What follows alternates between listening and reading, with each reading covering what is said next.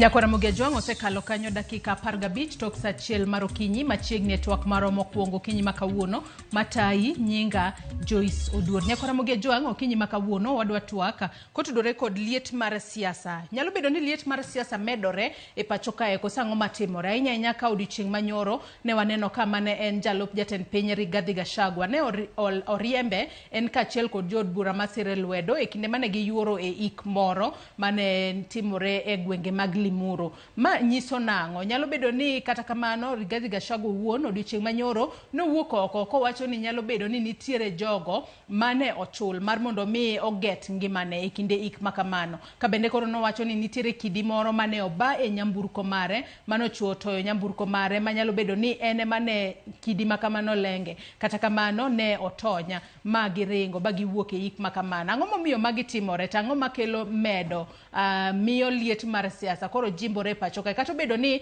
podi wadong koda onyalo wacho ni en higni 2 kapok wachome yiero mar higa mar 2027. Bende nadiera ni nyalo bedo ni lwet sirikal ema nitiere gigo manotimore nyoro kose ang'o matimore kaluore ni nitiere jotelo moko mabende iwacho ni ne oketnegi kombe e tent kama ne idhiale welo ma odhiali nonego bed ni bede kata kamano nok gibedo kono ka koro jopiny moko ne chich ni nyalo bedo ni ne giseyango kata ne giseng'weyo maling'ling ni tulo nyalo muoche gimomiyo nok gibede tent makamano kama tulo no muoch bochuo juko mano Rigathi Gachagua kaachiel kod jotelo mamoko. Nyakora Mugejuang kotudore kod mano mane momiyo okinyi makawuono antiere kod welo 2 e studio marwa e county ma Nairobi ka antiere kod Okinda Ojuka janon siasa kaachiel kod Wycliffe Nyafuanga jalony e weche mag telo. Yaure Okinda Ojuka ichiona dokinyi makawuono. Achie maber Joyce. Machieg network. Erokamano. Wycliffe Nyafuanga yaure ichiona de.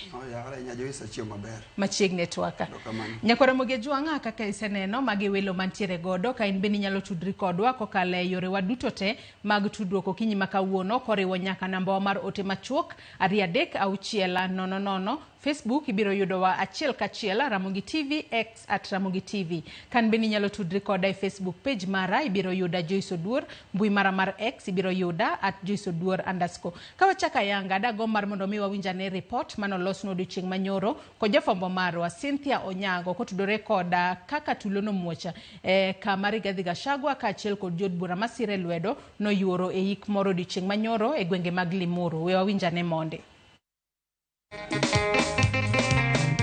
Mane en jalup jatend piny Rigathi Gachagua kaachiel kod jod bura masire lwedo ne luwo chenro mar ik mar mosenindo Erastus Nduati e gweng'no Mangariga mani Limuru. To mana Kamil Polo ne en ng'wech matienda gi machama tuoni bang' tulo muoche hema mag Gachagua kod jod bura masire lwedo ne obetie gino mane ochunogi mondo giwuog ng'wech ka gitemo reso ngimagi. Mane oluwe nyime en muko mar hemani kaachiel kod turo kombe e kinde ma joma ne oyuoro e ik to goyo nduru ka giringo gireso ngimagi. Nyamburko mane Gachagua biro go emane ogeti kod kite ka kombe bende ne otur e tulo no. Hora walikuwa wana target kwenye Rigathi Gachagua meketi, ile gari Rigathi Gachagua alikuwa anaenda ndani yake, walikuwa wanamtarget yeye mwenyewe. Tunaona ni kama kulikuwa na mpango ambayo familia na viongozi ambao walikuwa wamefika katika mazishi haya hawakuweza kujua kuna kitu ilikuwa imepangwa. Ni kama kuna jama ilikuwa imepangwa yenye hatukuwa tunajua. Jimathoth bende ne ohinyore kinde tulo makama kakata jofwambo bende ok ne owe mako bilo lit mar tulo no. Mimi nilikuwa nimesimama hata sijui niligongwa na nini. Niliona mawe inaenda juu, nafikiri niligongwa na mawe nikaanguka chini. Lweny ne ochakore e kinde ma jaod bura machon Malimuru Peter Mwathi ne loso kawachore ni rowere moko ne ok dwar mondo Gachagua olos kod joma ne oyuoro ikno. Tunaelekea uchaguzi wa 2027. Mambo kama haya yakifanyika itakuwa gumu kufanya hata mikutano ingine kulingana na ule mrengo huko. So wasipokomesha haya kutakuwa na shida, na kama Mauti Kenya tunaomba tafadhali wizara ziweze kuhusika na ziweze kuchunguza mambo haya. Motelo jaod bura Malimuru John Kiragu ne otamore bet kod mane en jalup jatend piny Rigathi Gachagua kaachiel kod jod bura mamoko masire lwedo e hema mane oket tenge ne jotelo kinde machuok kende kapok lwenyo muoch. Kiragu en jahera maduong' mar jatend piny William Ruto. Tukaanza kuona za ile mheshimiwa wa Limuru aliyekuwa kwa kiti ambaye ako kwa kiti amekuja akakataa kiti ya VIP, amekaa kwa kiti ambayo hastahili kukaa. Tukawa suspicious, tukajua hapa si pazuri. Jodak wacho ni tulo mane omuochno okel kod ywaruok mar siasa e kinde Gachagua kod johera mag jatend piny William Ruto. Ma osenindo Erastus Nduati mong'ere gi nying mar Oledhi ni Mwene Limuru ne oik kod yukni mapek kinde machuok bang' tulo makamano. Cynthia Onyango, Ramogi TV. Achak kod Okindo Ojuka, ang'o matimore? Ang'o momiyo waneno ka kuma jalup jatend piny Kenya Rigathi Gachagua nyoyore iko more manoneno ka tulo muoch. To mago duto timore mana kaka iwinjo ka jopiny moko loso kanyo. Jaod bura mano Malimuru, mano John Kiragu, en nodagi hebete hema. Mano ket tenge ne jotelo modhial, mano luonga e nyasi makamano. Nyalo bedo ni en gima nopangi kosango ma nikech mago nyalo wacho ni gin mana siasa, liet mar siasa ma medo tedore, mano mochomo yiero mar higa mar 2027 kata kama pod odong' higni 2 kapok wachopo 2027. Erokamano Joyce. Ing'ene siasa ma mlima opogore gi siasa mathurwa. Mlima king'e historia margi, mane gima ne kwano mane miscalculation mane Rigathi otimo. Nikech ing'ene ever since gin jomoko yiberga gi one leader, supreme leader. Ibeda leader to gi time ne. Kata emerumo tichak ibeda leader mar community. Mar ariyo, ing'ene waseneno leaders from Central Kenya. Waseneno joma chalo ka Charles Wanyaike Rubia. Nigi dhano machalo Bungu. Waseneno Kenneth Nyindo Matiba kano aloko biro Kenya. Nigi dhano miwinjo. At long run no kibedo president. Waseneno joma chalo ka Josephat Karanja kane jalup ker. Gik manotimo manotere modhi dala. Rigathi noko kwano bilano. Nikech ng'eyo Jokikuyu okada luongo nying community jok Central Kenya gimbe go kwano to en Rigathi Gachagua ni otero wakanya. Lwenje moketo wago ni en lwenje mapogo wag jo Kenya kose en lwenje matero wakure. Mok nen kata ni sirikal ne nieka. En oganda gin ing'ene gin joma wasetiyo, gin joma go kwano, gin joma gin all over Kenya. Kidhi Migori boyudo Mkikuyu, kidhi Busia boyudo Mkikuyu, kidhi Mombasa boyudo Mkikuyu, kidhi Kisumu iboyudo jamon Kenya kago wala kuno. Koro gimbe go kwano ni bwana gwen mane Rigathi Gachagua terwan lweny ne onge kumotero as a community. Koponi ilongo ni Medusa Chege, John Chege Kiragu. En achiel kuom wabunge manogolo Rigathi oko e parliament. Right? Ting'eni gin joma winjo ground nikech king'iyo gik mane Rigathi chungo, ne gima kwedo oganda. Ing'eni kineno oganda jatelo makwedo oganda ne kuom oganda mamoko. Onge oganda achiel manyalo loso sirikal. Oganda nyaka riwre kok loso sirikal. King'iyo kata William Samoei Ruto nodhi mwalo Kisumu, notere Kisumu. Inoga gima timore kondele, pok nobedo kamacha before.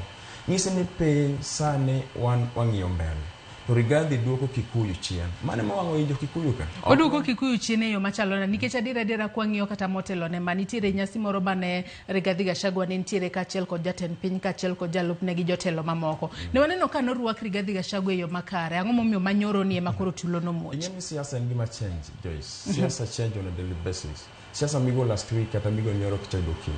And in politics, ka your next move ng'ato nyalo predict. Mano you are failing. To kata inki bedo kaka wabedo kodika. Ere kuma Rigathi Gachagua tere Kikuyu community. Nowhere. En mission mar mondo ket Kikuyu captive. Oket agulu moro mo obagenego. Nekech kata sani Rigathi ok nyal dhi en elective position. Nyaka higa parro. Tiende ni kokao Kikuyu, ogolo Kikuyu to mana kodhi for instance oteri kuom Kalonzo Musyoka. Jogo dhi tiyo mana kode to ka siasa no rumo to jogo chak drop. Koro Kikuyu kabego kwano. Ni wan kaka oganda, mwandu waseyudo kech wabedo very closely government. Ng'ani tero wakure. Mani wa Kikuyu sani muchio. Central Kenya. Rigathi is no more political. Wawinja ne Wycliffe Nyafonga jalo nyeweche mag telo karwa ketu wako kinyi makaudi sivijo kako Okindo Ojuka loso. Ang'o makelo liet mar siasa makoro wanene pachoka makoro mane en jalup jatend piny Kenya yure iko gidhi kuyo gi familia to koro waneno ka tulo makamagi osemo nyalo bedo ni ground emolokore kaka Okindo Ojuka wacho kosango matimore. Rekomendo kendo Joyce asas neno kaka siasa ma Central timore kaka no timore kendo chien kaka Rigathi no the music competition nitiere a school of thought joma paro ne jalup ker no yudo gimiluongo ni sympathy support. Nitie joma no chwanye sama no dhi ogole kana ogolo bedo deputy president. To kako Ojuka wacho tap apogora matin ni chalo gima Rigathi ogen popularity mo matin. Nitiere kuma yudo bang' gole ang'owa bango le telo magi moko nyali na nikech mondo mi yud kaka ne jo oganda no dhi ugo koko kano dhi party mar music moro mane no duogo mae mano ko wuecha wacho ni Ruto must go gi chorus mano wache go cha ne en wach mapek sana koro ok wanyal riambo Jokuyu kata jo oganda ma Central ok gin buo Ker William Samoei Ruto kaka ne gintie choncha mar ariyo joluo wacho ni kwane mudho walayot sama handshake kata luongo ni broad based government no dhi odonjo ma jakom Prime Minister Raila Odinga nokelo ji mane kedo kwe Kenya ka ne nitiere msuko moko ne nitiere kuonde machalo Central Kenya nikech ne neno ni jogi noko gono kura to kelo gi nango mane nature mar siasa ma Kenya ka gima dhi mbele sani en ni ya nitiere oganda moro maparo ni mheshimiwa machon jalup ker machon Rigathi Gachagua ok dwa loso campaign ni eno manyo kuma ji gudure to go yango okaw advantage kano dhi shere manotimore man be nokete habari mang'eny chien ka mane koko wuok Rigathi Ruto must go cha noko luonge kendo wachore maber gi cha noloso gi miluongo ni pro government joma no johera mag sirkal ma noloso gi makamacha koro nodhi obiro nikech pod en gi sympathy mar riembe agowa mar riembe tich sani ka noloso liel no ko bedo invited message wachore no ken jok mane oluongi dakika matin odhi ochopo gima wachore sani ni kodwaro campaign kodwaro kumowuoye to los political campaign ne owe get crash gi giji mane message manika kodwaro campaign to ka ogwilo dhi ka DCIO to gis DCIO na dhi bedo gi campaign Murang'a Stadium mondo los campaign to luongi to wuoye ng'amo tame to nade ng'amo tamore onge timbe mene no timoni koro chwako siasa ma Kenya ka gima no timone Limuru ok Kenya wacho serikal emo lose macho chalo siasa ma internal ma Central nikech nitiere jok mane paro ni Rigathi no ken ng'ama ber ndalo mane deputy koro nogole mondo ni yiro ka bunge mang'eny Central nogocho ne mondo mi owuoge komar jalup ker koro samo dwoko ni to nitiere competitors mag Central ok mag serikal mano ne kwa wene ng'ane nafas mang'eny to ng'ane nyalo chwanyowa to wabunge gi ok nyal die siasa nikech gin gitiyo gi ker masane William Ruto nowacho ne ya wawe uru siasa matin mondo watino oganda koro ing'eni le ng'itiyo oganda luo to ng'ato to go siasa kiweyo go siasa to lowi gi maili to ng'ato nyalo bedo ni penjore nang'o momiyo jaod bura mar Limuru mano John Kiragu no dagi mar mondo mi kik obeda kom mano ketne mano dayas wanyalo wacho kata ni hema kama ne oketne mar mondo mi obedi to bang'e ema waneno ka tulo muoch kanyo matent makamano bende ni dwa golo mano koro iluongo ni rumas mano koro think ni paro nade nitiere jopiny mano wacho ni okodwa bedo kajo kendo obedo makumo pogore nyalo bedo ni nong'e ni tulo makamano dhi muoch kosango siasa ma Kenya ka rach ma ibedo gi ng'ato ka koro bedo gi osiepare ka to sagowa picha ni dong ne ka no host ng'ane constituency ne koro ing'e ni dwaro gimiluongo ni public image koro public image ni ya sama na dhiri Gachagua to ne ka no ka winjra kode makata tet mada bedo pogore kode mondo message bado ke state house kata biro Nairobi ka ok ni no ki host in your constituency in ne dhi liliko tayabo timore nade ebo bido granted there is a possibility be ni Kiragu ne gi intelligence digo mondo timore nade de timore koro en gima ok draw line ni waparo ni Kiragu no ng'e ni koko nitie koro no dhi obedo tet machielo wanyalo wacho ni maybe no ng'eyo but maybe kaluwore gi siasa ma Kenya ka mondo los image mari kata emesa nena dhi ne kaka no ka wajoluo wasabedo siasa wao kwa wange okwa tedra nyaga oganda ma Central mano gima public knowledge koro kana dhi leadership na moro Central ta ng'eyo ni ko nena ka dhi chunga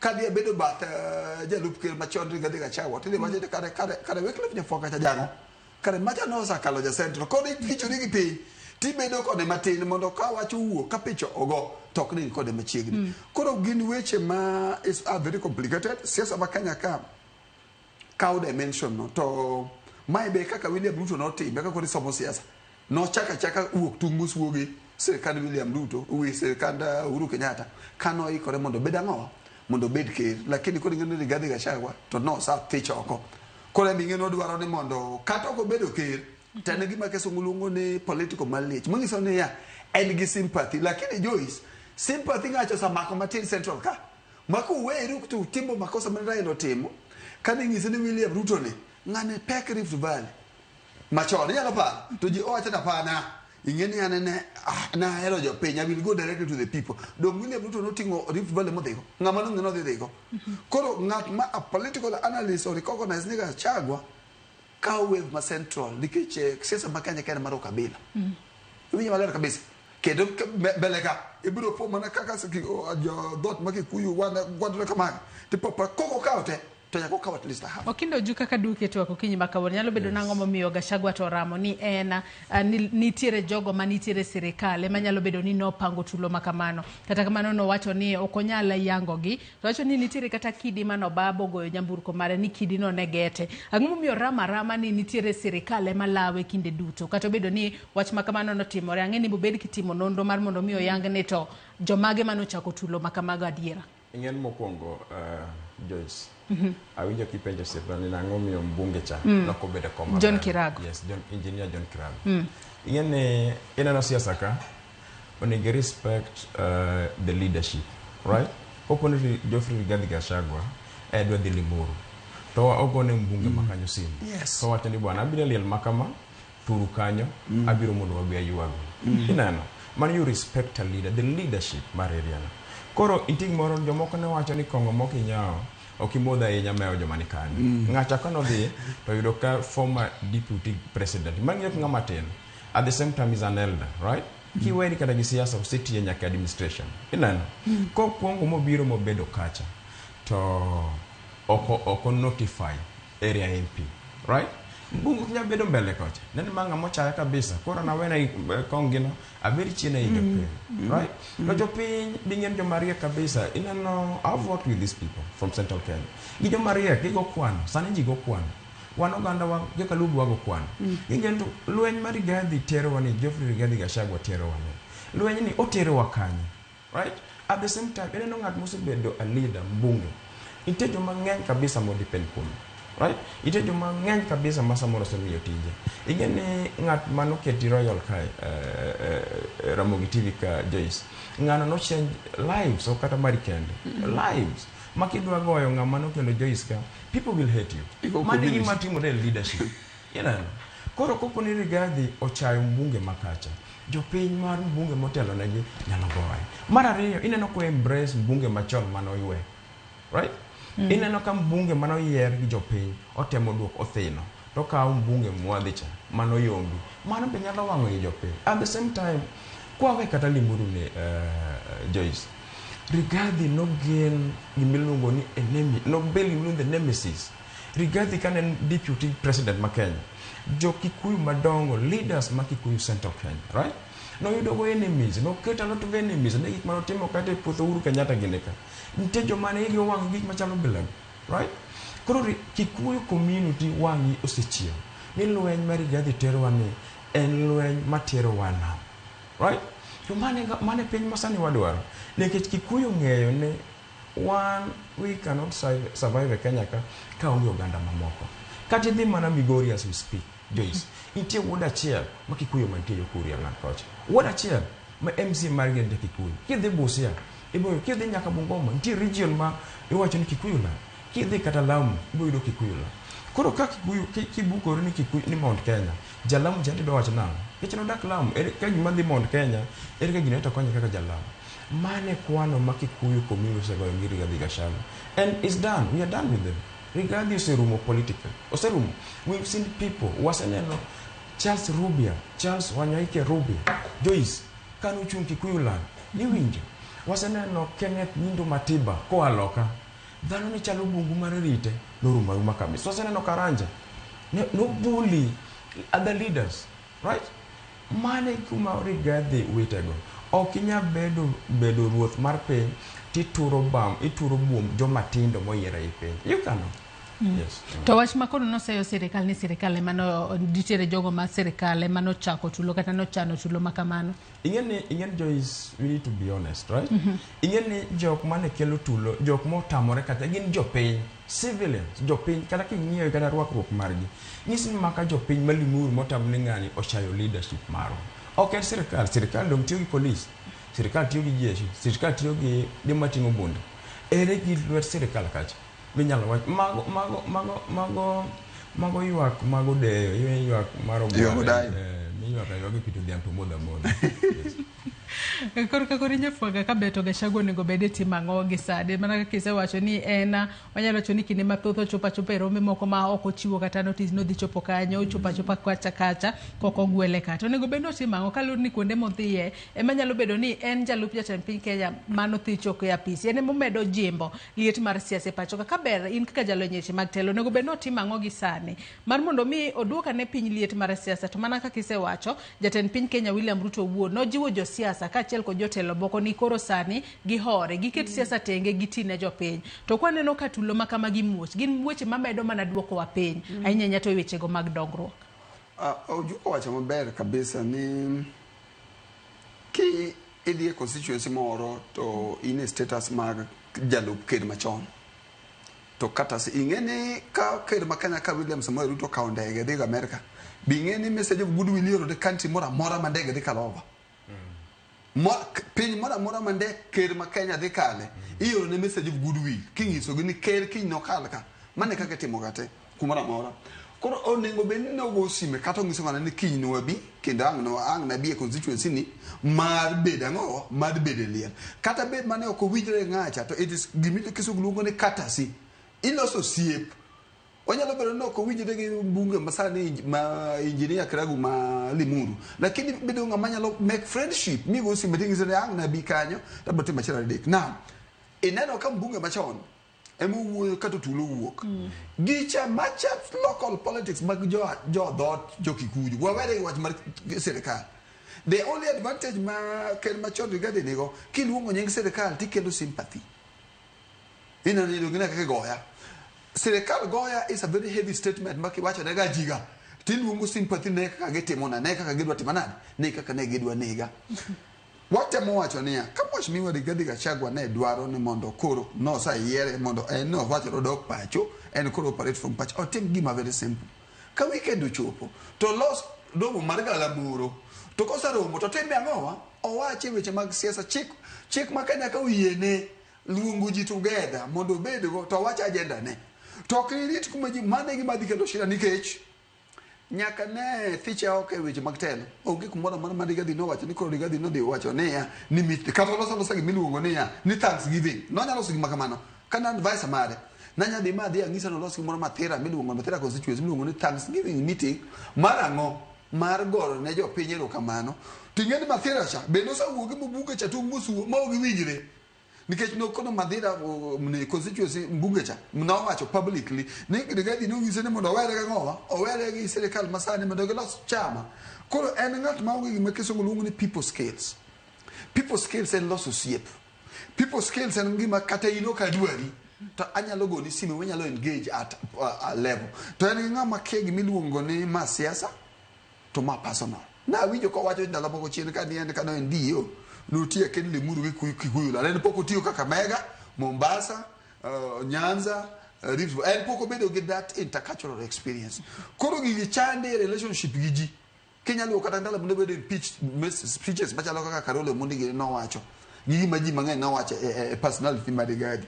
Mheshimiwa Rigathi Gachagua dwa kelo political temperature Kenya kamalo ni nango mondo bedgo advantage 2027 to kaka ojuko za wacho shida mengo nikech ok odwa chung very soon odwa no galvanize ji kata kel ji around mondo bed kingmaker nani dhi chwanye gi wabunge ma central nikech do bed no hero wabunge ma central osiepene koro kana loso kingmaker tan kaka Kiragu ma Limuru ng'eni maisa kingmaker lakini en osiep na mangiso ni ko bedo leader ma central to adok bedo mbugo to ma en kingmaker to wabunge ta ma central owuogo tung musunango nikech nogo ni impeachment ma emomiyo the political calculation man Mheshimiwa Gachagua rach but kaka sawache cha kian to nitiere chilari adek sympathy mowuogo central ka owuogo lweta nono nitiere chilari adek jok ma dekode koro nikech wan e siasa jogi be nyaka ng'i critically kata abia jodhot ma Kikuyu be gin jok moko ma kata gin strategic to gin jok moko ket goda kuone siasa ka koro nyalo wacho ni kero ng'eyo to wambe kaka wajulu wang'eyo to ng'ata ng'eyo nikech chik ma Kenya kane wacho ni ng'ama ne gigone kura for the first time apart from Kabende ne ni gima luong ni William Samoei Ruto to no gode kura contingency Paul nok Raila ni the other side magi moso so mwane to kuna gode ni ko ne gene enthusiastic magi yelo William Samoei Ruto ni message ma wacho ni kapo ni Raila ne bede outside politics ani kaka Raila no sa bede wech mar broad based government ni to kachago chakwa Raila gino yere politics may shift siasa nyalo change koro wabede gi 50-50 Kenya ka jogi wabede gi 50-50 mondo wangia nento from here where do we head to ere kaka William Samoei Ruto digo kura siasa makanye siasa ma central Toki wacho ni gik matimore gi onyalo yudo sympathy matin ni nyalo wuok kuom jomage kalu ni nyaka sani akekwa nyalo wacho ni kalure kod gigo manotimore sebedo kuwacho ni jopiny emano jokode mumiyo ne gichako tulo makama bendo nyalo yudo sympathy adiera to bendo nyalo yudo mbi makamano botero kanye kalure ni nyaka sani thuolo mar higni 10 mabiro ko nyal laro kom mora mar tele pacho ka eneno Joyce siasa ma central ni siasa ma complicated kiwinjo kaka Chagwa ne wacho ni hapa Murima siasa yake ni siasa mbaya onge mo wacho katu beno mono rat ngachanga mangungu mondo mi rais as a politician mi be deputy president kate fo ni tiere knowledge matin ma ino ngacha ki buku risani ni Joyce ni wawache na mogika sani ni koro regadi unge sympathy central completely ni nyaka ne for example nyaka ne riembe ni William Samoei Ruto pot the number of votes manene go 2022 ema poden go ni onge jo manyalo mae paro central a significant population maparo ni Ruto oriembo Gachagua ma feel manach mana waneno mudo wala yot the constituency might not be big konyalo bedo gima koro enthusiastic maduong kabisa lakini big inde no ngabidu ngone mbunge makiero ni dijoro dogena no kasa mana jidie siasa nikech en ngama very strategic jipenyo to kale ndidi dikanye odhi mo umu buombe mo ling siasa ma central Kenya niya as long as muluor Raila Amolo Odinga odoji gimoro gino kber to iwacho ni Raila Amolo Odinga ingeni ni tiere constituency ma central Kenya ka ma wacho ni Raila mano bedo gi William Samoei Ruto bali Gachagua nikech maka ok joma analytical me studio ke no wuoyo kodi ni maka jo bede ga die papti wak ne gidi giso jogo riema mondo me yud a constituency ma duong wacho Ruto must go. It is a critical issue manitie ni tiere shida man peny kata kono okonyal bedo president to nyalo bedo gima kisungu luongo ni a kingmaker ni ya of a political party kosa from political party to yiero ngacha kono kedwa bedo president kaka Wycliffe Onyama Nyafuanga to nyaka ne ushit kode poko bedo kingmaker en kingmaker makati yie kati dagi kono mana me kisungu luongo charismatic leadership en ka stable ok nyose piny en obedo organically kono Gachagua test the ground kono gima de konyo jopiny en ni wabunge ma central ka giwuok tu mosuo mondo perspective onere ni Gachagua ok gore gi sirikal Gachagua gore gi kirabu mondo kono pesa riwre gi mokwal to Gachagua bonge maler ni ka wacho wuok ni gidawo ki central to kodi bedo gi sympathy mane momiyo statement mora mane social media gi supporters ne from nyoro en ni timenadi ni goye ngo igoye gi sirikal inne ko gidwa spin this politics at the end of it tidi yudo ka koro gi joma bedo order bedo gi benefit lakini aparo ni sirikal gi joma advisor bage ugi maler ni nitie sympathizers mokawo dhigo okino juki pa nango minyalo tim mar mondo mi waduoka ne piny liet mar siasa masani waneno ka nitiere pacho kae gik makamagi ok gik ma ber ka timore pacho kae nyato gi sane to ang'eni piny Kenya wan piny montiere kod demokrasia kila ng'ato nitiere kod ratiro mar dhi kumoro amora kendo sa saya liet mag siasa makamagi wang'eni kinde mang'eny giduoko piny weche mag dongruok ere kaka wanyalo duoko gi piny gi sani mondo higni 2 modong' mano kapok wachopo 2027 jopiny e kor gwenge mopogore opogore onena ne lokruok yor dongruok aungo wachino kabisa tukech ing'en japiny mag okurane eto kiani deputy kala gimo timno kia en dwaro pi maler odwaro yath osiptal odwaro nyathi dhi sikul odwaro ndara ko pira lotne opudha lotne to nyalo uso right mane the kind of environment ma japiny mag okura dwaro but Joyce anokane siasa malietni okanene nikech en siasa mar Rigathi Gachagua i community man in fact okene entire central Kenya kidhi kaka Meru community people are busy being very peaceful. People are busy to celebrate, right? Kidi kata Embu, somebody can. People are busy in mana section more matter. But King Yokata Rigathi Gachagua himself, right? Iyudo ka Rigathi Gachagua jok mo surround the leaders, elected leaders mo surround Rigathi Gachagua gin toddlers. Kechipo yudo kata ka senator mag Kiambu cha. En ng'at ma pok obudho kata leadership. En no jafwambo gi keyo kaka in kama. Onge gima ng'eny to leadership. King'iyo Wamshomba en gi issues gi Ker Masani, William Samoei Ruto. King'iyo Kate Waruguru, they lost elections, right? Gin jok ma cannot guide Geoffrey Rigathi Gachagua. The problem mar Rigathi Gachagua en goni en ng'at mok puonji. Nonyuole ng'at mok nen mabor. Inano. Ing'eni in politics, politics 101, Joyce. Gima permanent politics kano en mana interest Kenya. Oka to see. Rigathi neni capacity mar wuoyo kata gi leaders ma korgi kocha no sande. Mombolre, siasa ni siasa marambola. Iwinjo. Ting'eni jopiny ma jo Central Kenya noneno ni kare ng'ane no wuondore no go interest mara kano go interest mara. To gimne no timore Rigathi Gachagua no Joyce. En funzo timu luo leaders, right? Mantiere e serikali William Samoei Ruto. Machalo kaka Raymond Omolo, Mbadi and the rest, right? Samo keti kanyo, ang'ami timu ni Uganda ni. Nikech koponi Rigathi ne serve basic interest ma jopiny ka kende bado ume. Kanicho gole komcha, jopiny do dhi kata ndara. Nino ka jilenga jitimu mana tijene. Ng'isi ni Rigathi nok serve interest ma jopiny. Adwa mi example gi luo leaders moko. Nitie ng'at mona duda wono gango yugi ko gango.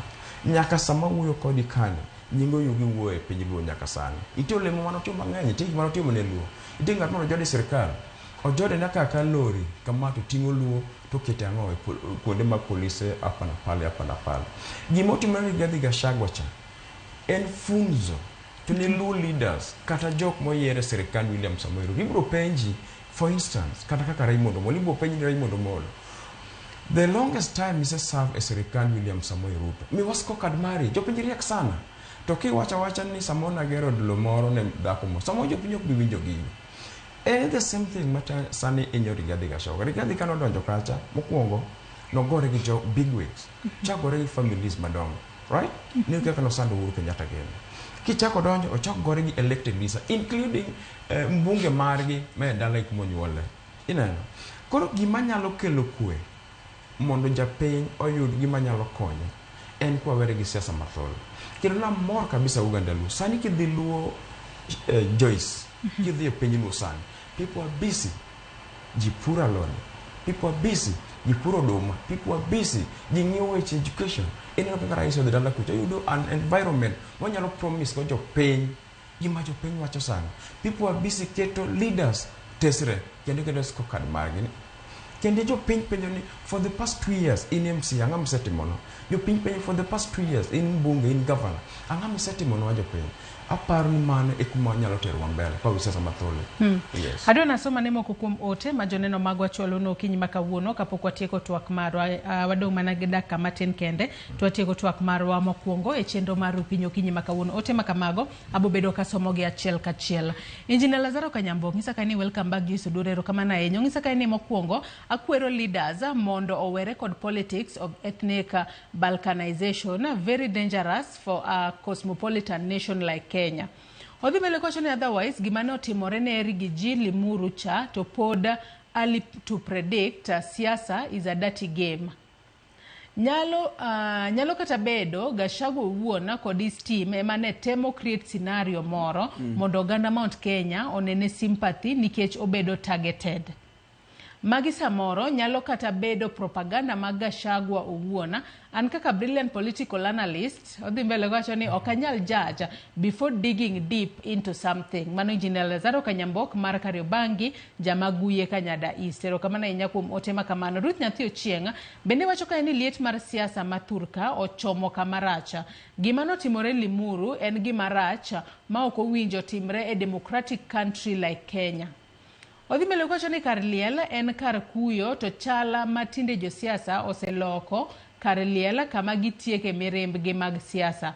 To gima ang'eyo ni liel mit kawadu to kochopo ni to kata yiero law mirwako ditami.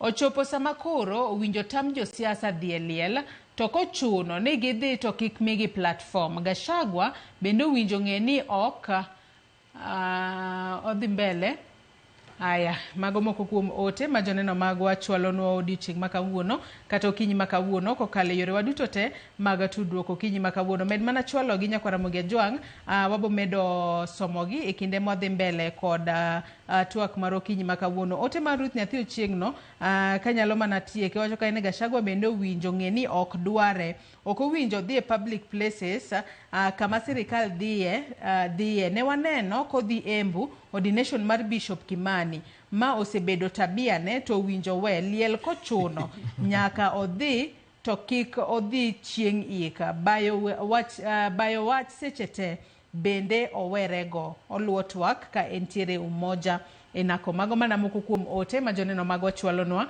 kokale yore waduto te mag tudruok okinyi ma kawuono. Ng'ato wacho kanyo ni nyalo bedo ni Gachagua ne otemo keto gima kamano kata otemo nyayo tulo makamo mondo onene sympathy Nyafwanga. Kose gin mana paro mag joneno mago. Anene siasa ma Kenya ka rach sana. Politics are dirty game. Governor wachon mana Nairobi Sonko no wacho kaka ne gikawo geche to gimiyo rangi ODM, to gikawo lewni to gimiyo jo ODM, to gidhi to gigoji gazet ndiko ne ODM goons. Koro gigi koro wane siasa ma Kenya, koro ma siasa ma Kenya. Iwinjo kaka koro dhini. Koro kaka mai kako de onyalo mana timo, who knows. Mema mi winjo ko wacho ni department mar DCI onego bedo tije. Nikech gima wayiere wate en ni siasa mochakore kama to siasa maber. Siasa ma kama siasa mar tulo to moloyo to ng'ato osiepna maduong' ne Horace ong'isa ni to family moro liel ber mana kaka winjo wache cha. Liel ber mana kawadu. To ke paro ni ne liel ni kudala u kata liel omaki to ng'ato biro to gima kama timore ok en gima ber.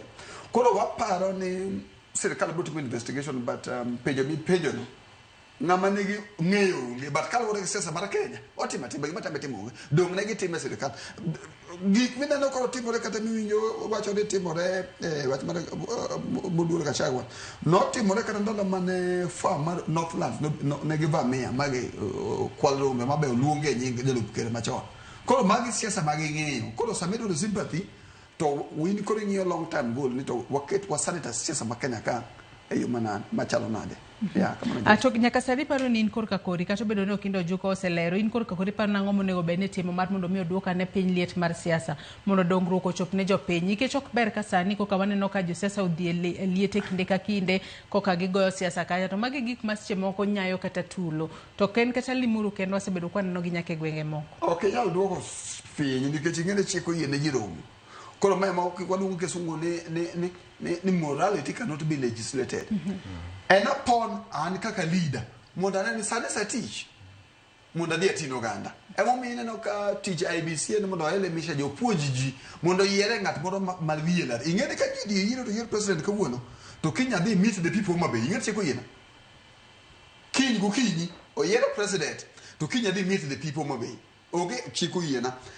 The issue en gini oyi ma de tim ni tamuji en mamine kwa sika kingi media mora tena nok ikwayo leaders wakwayo ni mondo sani kiku raise the political temperature udogu uti nangowa uti ne oganda. There is nothing minyalo timo kata wakili biro ngisi ka nikole nyalo tim mar koro tabore nikora kwe nikoro wan buga nen opondo kaluma ne kaluma di timno maendeleo kikibikani to samora mwana wetu mumandeo dingeni wane siasa bedo mixed up and then shida man Kenya ka en ni Joyce en ni kibedo Nairobi ka nitiyo ne jopiny nigero yo nitie ng'at moma static page ground osike sika gi jopiny jo Kenya ka ogin jok moko marieke siasa hinya mibiro wacho ni no wacho ni nagero yo ido kaka mana ni kode gweng miye chumbi mar miacha ni koro berne moloya ni mana agero yo koro yudo ka in Nairobi ka to siasa bedo na dhigo ka jopiny. Koro the issue man lowering political temperature and kwayo asking political leaders ni Mheshimiwa Gachagua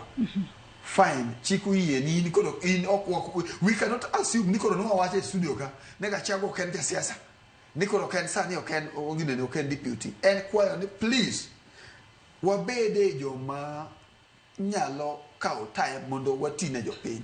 It is kwayo kamano. But the only thing I tell you is that you pay me no one go in here. And the money go bene, kaju di yero. Ta identify ne another leader mo go cook. Kora yero ojuka to ka yer Joyce. Lakini kalo wore ni anyalo yero wakili. Kato be mano go cook. koro the problem nigi piny adwa ng'isi gimoro katieko nitie topic mondo wasomo kada wane mbalariany electoral democracy and political theory wacho niya democracy men no one tiere ni located for two reasons. Number one, mondo japiny obed gi capacity to make the right decision. Number two, he must be willing to do so. Kajo Kenya majo Kenya gi ok wanyal make the right decision mwachiro ni wanu kura along ethnic line. Mana mwenjo kai wawacho ne atemo wacho ne central bedo gi sympathy. Because sani kata wan joluo kati bed gi vision marach banade. To so long as you need the right political party. Ibrode, magate things monge.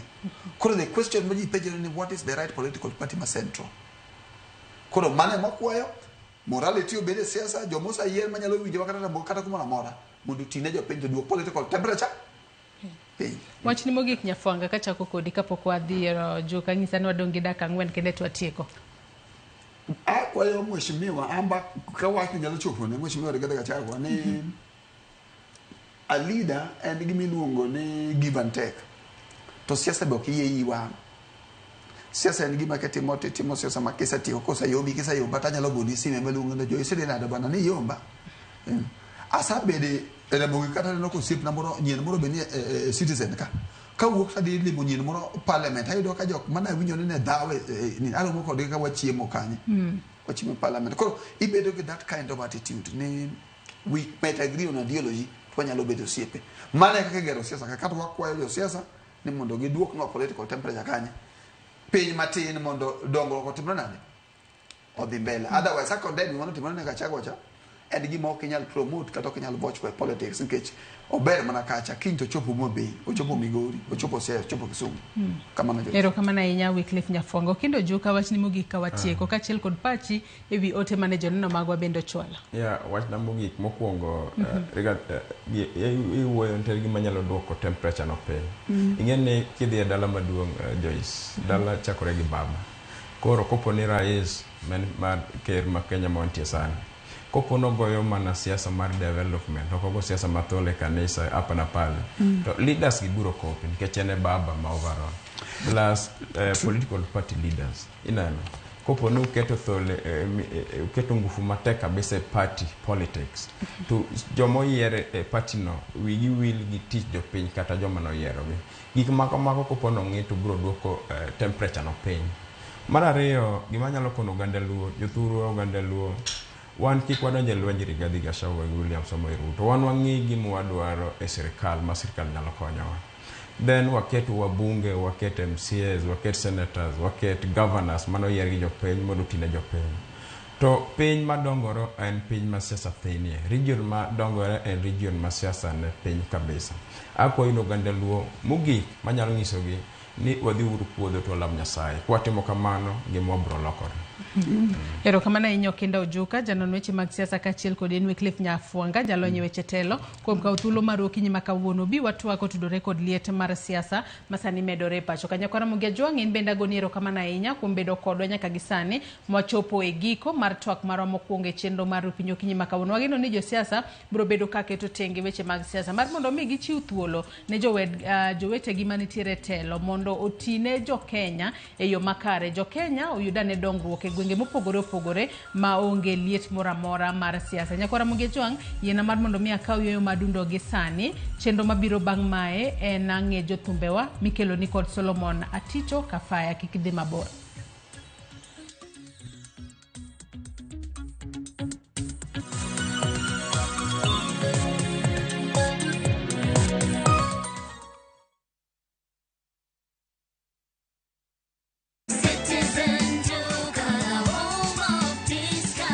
This week, Citizen Duka and Quickmart are bringing you an amazing deal on grocery shopping with Mama Soko. Enjoy skuma and spinach at just 20 shillings each, carrot at 99 shillings per kg, and onions at 69 shillings per kg. It's super easy. Just dial *487*5#. Choose what you need, make your payment, and get a message to pick up your order at any Quickmart supermarket near you. Fresh produce, great prices, and no hassle. Shop Mama Soko today with Citizen Duka. Citizen Duka, home of discount.